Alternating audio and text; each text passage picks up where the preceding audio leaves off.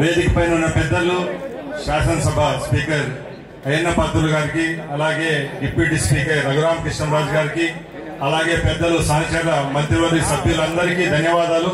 అలాగే వేదిక పొందనున్న తోటి శాసనసభ్యులు, శాసనమండలి సభ్యులకు ధన్యవాదాలు తెలియజేసుకుంటూ ఈ రోజు ఈ కార్యక్రమాన్ని విజయవంతం చేసేదానికి మీరు అందరూ విచ్చేసినందుకు మరొక్కసారి సభాముఖంగా ధన్యవాదాలు తెలియజేసుకుంటున్నా.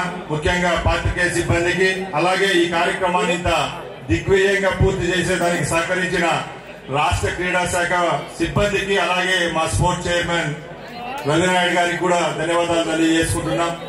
ముఖ్యంగా చంద్రబాబు నాయుడు గారు ముఖ్యమంత్రి అయిన తర్వాత క్రీడాలోకం ఏ విధంగా ఆశించిందో అదే విధంగా ఈ రాష్ట్రంలో క్రీడలను ప్రోత్సహించే విధంగా ఈ రాష్ట్రంలో మేనిఫెస్టో కూడా తయారు చేయడం జరిగింది. దానిలో భాగంగానే గత శాసనసభలో స్పోర్ట్స్ పాలసీని కూడా ఫ్రేమ్ చేసి అందరికీ ఈ రాష్ట్రంలో నెవ్వెరపోయే విధంగా ఉద్యోగ అవకాశాల్లో 2% నుంచి 3% కల్పించిన ఘనత కూడా మన ముఖ్యమంత్రి చంద్రబాబు నాయుడు గారికి దక్కింది.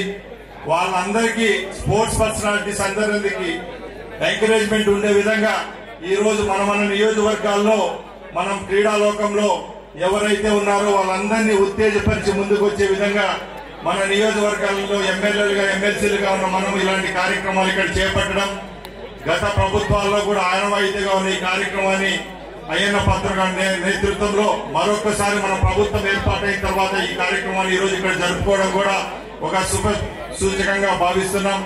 తప్పకుండా ఈ రోజు, రేపు, మొన్నాడు ఈ 3 రోజు కార్యక్రమాన్ని వచ్చి మీరందరూ ఇక్కడ పాల్గొని మన నియోజకవర్గాల్లో కూడా రాబోయే కాలంలో ఎవరైతే క్రీడా అభిమానులు ఉంటారో, అలాగే క్రీడాకారులు ఉంటారో వాళ్ళందరినీ ప్రోత్సహించే విధంగా ఈ కార్యక్రమాన్ని దిగ్విజయంగా పూర్తి చేస్తామని తెలియజేసుకుంటూ ఈ అవకాశం ఇచ్చిన ప్రతి ఒక్కరికి ధన్యవాదాలు తెలియజేసుకుంటూ సెలవు తీసుకుంటున్నా.